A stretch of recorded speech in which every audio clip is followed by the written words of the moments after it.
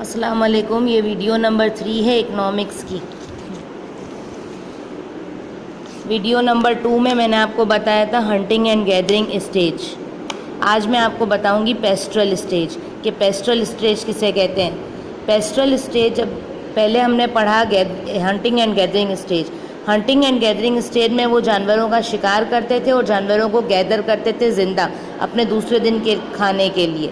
پیسٹرل stage میں جب وہ اس چیز کے عادی ہو گئے تو انہوں نے کیا کیا کہ وہ ان جانوروں سے دودھ، گوشت، انڈے یہ سب چیزیں لینے کے بھی عادی ہو گئے. انہیں یہ بھی پتہ چلا کہ ان سے گوشت کے ساتھ ساتھ دودھ بھی لیا جا سکتا ہے، انڈے بھی لیے جا سکتے ہیں، اسے ٹرانسپورٹیشن کے طور پہ بھی یوز کیا جا سکتا ہے.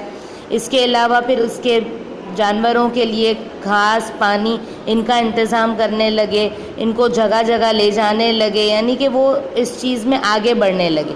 پہلے صرف وہ ہنٹنگ کرتے تھے، گیدرنگ کرتے تھے. اس کے بعد وہ پیسٹرل اسٹیج تک اس طرح پہنچے کہ وہ ان جانوروں سے گوشت کے علاوہ دوسری چیزیں بھی حاصل کرنے لگے، ٹرانسپورٹیشن میں بھی یوز کرنے لگے، ان جانوروں کے لیے گھاس اور پانی بھی اکٹھا کرنے لگے، انہیں جگہ جگہ لے جانے لگے. تو اکنامسٹ نے اس اسٹیج کو پیسٹرل اسٹیج کہا.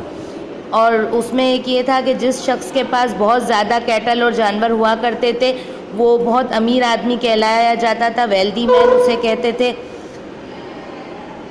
اس کے پاس زیادہ جانور ہوتے تھے، وہ ٹرانسپورٹیشن کے طور پہ یوز کرتے تھے ان جانوروں کو.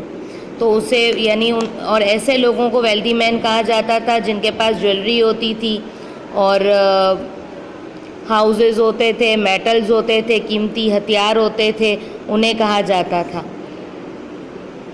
اسی کا آپ کو آج کا ہوم ورک ہے. کوشچن نمبر 4 میں آپ کو دیا تھا history hunting and gathering stage کی اور کیریکٹرسٹکس دی تھی. آج آپ کا ہوم ورک ہے پیسٹرل اسٹیج کرنا ہے آپ کو پیج نمبر 2 پہ نوٹس کے، اور پیج نمبر 3 پہ اس کی کیریکٹرسٹکس ہیں. اس کی کیریکٹرسٹکس کیا ہیں؟ Cattle came to be highly prized, یعنی جس کے پاس زیادہ کیٹلز ہوتی تھیں وہ مانا جاتا تھا کہ جس کے پاس زیادہ جانور ہوتے تھے. Origin of the concept of private property, ownership of honour, اس کو کہا جاتا تھا کہ یہ اس کے پاس پرائیویٹ پراپرٹی ہے. ظاہر سی بات ہے کہ پہلے تو یہ ہوتا تھا کہ شکار کرتے تھے، جس نے جو جانور کا شکار کیا وہ اس کا آنر بن گیا، تو وہ اس کی اپنی ملکیت سمجھا جاتا تھا. Emergence of the in equality of wealth, اسے ان ایکویلٹی آف ویلتھ میں کاؤنٹ کرتے تھے. جیسے اسے یہ کہا جاتا تھا کہ وہ ویلدی مین ہے، اس کے پاس جتنی زیادہ جانور ہوتے تھے، جتنے زیادہ کیٹلز ہوتے تھے، جتنے زیادہ بلاکس ہوتے تھے، اسے زیادہ وہ سمجھا جاتا تھا، کیونکہ اسی کے پاس ظاہر زیادہ گوشت ہوتا تھا، زیادہ دودھ ہوتا تھا، وہ زیادہ ٹرانسپورٹیشن کے طور پہ یوز کر پاتے تھے، اور سیلف سفیشینسی ہوتی تھی ٹرائبل لائف کی، یعنی کہ وہ اپنی فیملی کو سپورٹ کر پاتے تھے. ظاہر ان کے پاس جتنے ریسورسز ہوتے تھے وہ سپورٹ کرتے تھے. ان کی بھی نومیڈک لائف ہوتی تھی، جس طرح اس میں ہم نے پچھلے اسٹیج میں پڑھا ہنٹنگ اینڈ گیدرنگ میں. نومیڈک لائف میں آپ کو بتا چکی ہوں، بنجاروں والی زندگی کو کہتے ہیں.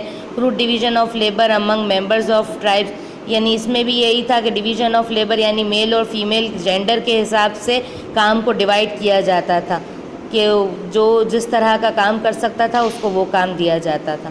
نیکسٹ ویڈیو میں ہم ایگریکلچر اسٹیج پڑھیں گے.